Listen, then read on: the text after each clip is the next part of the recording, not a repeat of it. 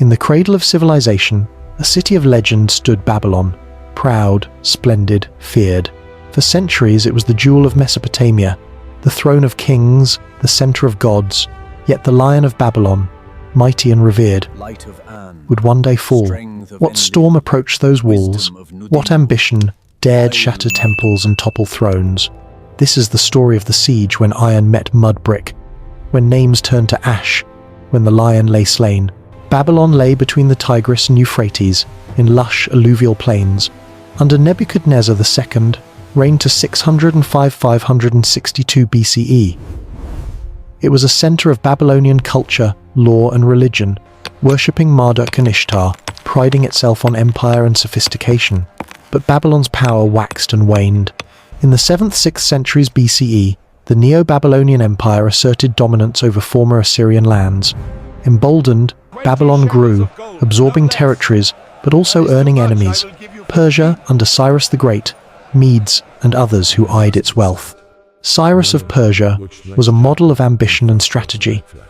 As Persia's power rose, Babylon loomed as the final prize. To take Babylon would be to claim the crown of Mesopotamia, and so the stage was set. In 539 BCE, Cyrus led a Persian army to Babylon's gates. The city was well defended. Massive walls, deep moat, the Euphrates coursing through its heart, fortified gates locked tight. Inside, the Babylonian king Belshazzar and his nobles felt secure. They believed their gods and walls unbeatable. But Cyrus was cunning. Legend and later historians tell how the Persians diverted the Euphrates River, lowering the water level so soldiers could enter under the riverbed. In the dead of night, they slipped through the waterway, climbed into the city's walls, and opened gates from within. Other accounts speak of secret plots, bribed guards, internal betrayal. Whatever the method, the Persian forces poured in, city gates opened, and Babylon fell without a long, drawn-out slaughter. Belshazzar was slain or captured, the temples profaned, the lion's roar silenced. Babylon's treasures, gold, statues, sacred relics were seized. Cyrus entered the city not as a destroyer but as liberator, promising tolerance, restoring temples, honoring local gods. He cast himself not as a conqueror, but as a shepherd king for a new empire. The fall was swift. The legend holds Babylon was taken in a single night. Belshazzar died, his name consigned to prophecy. The temples remained, but their power shifted. Babylon became another jewel in the Persian crown, a provincial capital rather than an independent king. Yet the city would persist. Under Persian, Hellenistic, Parthian, and later Roman visits, Babylon remained a memory, a wonder, even in ruin.